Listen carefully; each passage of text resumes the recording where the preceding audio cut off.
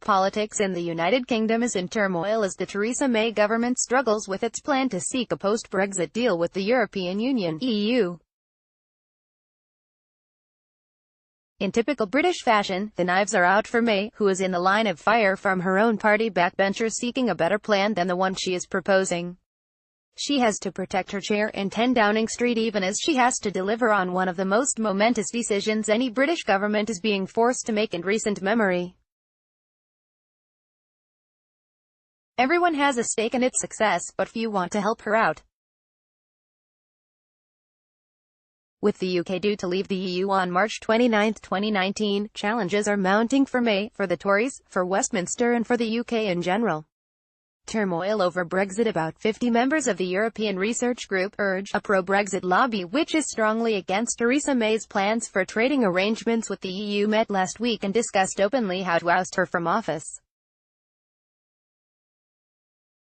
Another group, the Economists for Free Trade, said in a recent report that the UK had nothing to fear from a clean break with the EU and using World Trade Organization rules, suggested that this could give a £80 billion boost to the tax base and cut prices by 8%.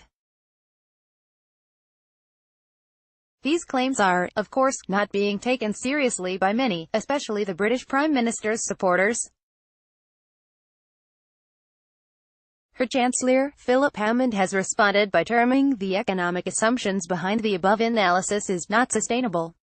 The Governor of the Bank of England, Mark Carney, has already given his verdict that not only has the present Brexit process had negative effects on the British economy, but that a Brexit deal where there is no formal agreement between Britain and the European Union would make those effects worse.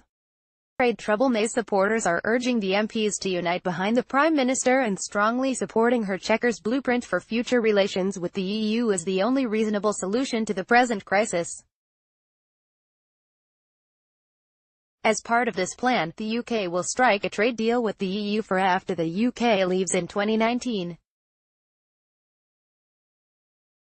It underscores the need for a friction-free movement of goods, with no customs or regulatory checks between the UK and EU on the island of Ireland, in order to avoid a hard border there. Despite their bravado, even those who want to see the back of May recognise the challenges the UK would face in these critical weeks of the Brexit negotiations if the UK started to try changing its Prime Minister. But the Tory critics want to keep up the pressure on May in the hope that she might change her mind at the last minute. There are some like Boris Johnson who clearly has his own political ambitions in mind as he takes on May, day in and day out. Away from the Tories, even the Labour Party seems to be in turmoil with its leader, Jeremy Corbyn, tentatively behind Brexit, but others such as London Mayor Sadiq Khan calling for a second EU referendum and criticising the government's handling of Brexit negotiations with the EU in such a manner that the nation now faced a stark choice between a bad deal and a no deal. Prime Minister May has been resolute so far, making it clear that the government would not back another referendum, arguing that to ask the question all over again would be a gross betrayal of our democracy and a betrayal of that trust. She has also been defending her plan much more vigorously now than in the initial few weeks when it had emerged. Outreach to India. As Britain struggles with its future relationship with the EU, its outreach to nations like India is growing in order to seek out new avenues for economic relationships. The UK Minister for Investment, Graham Stewart, was in India recently and he suggested that Brexit could augur well for trade ties between India and the UK as the two nations would find it easier to conclude a free trade pact without the involvement of the entire panoply of EU member states. The economic relationship between the UK and India certainly remains a robust one. With a bilateral trade of $13 billion and India being the third largest investor and the second largest international job creator in the UK, there is no reason to be diffident about this bilateral engagement.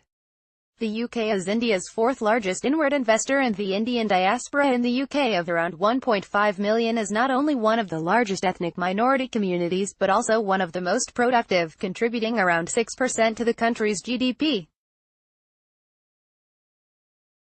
The UK remains the first destination for Indian companies who invest in Europe and the largest European destination to invest in India since 2010.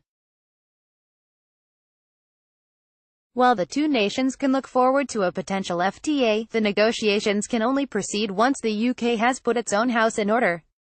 India will also be looking for concessions on Indian skilled labour accessing UK markets. The challenge for the UK at the moment is to sort out its own internal deliberations on the future of its trajectory with the EU. New Delhi will assess its own future with the UK in the light of the choices London makes with Brussels. The writer is Professor of International Relations, King's College London, and a Distinguished Fellow at Observer Research Foundation. Views are personal.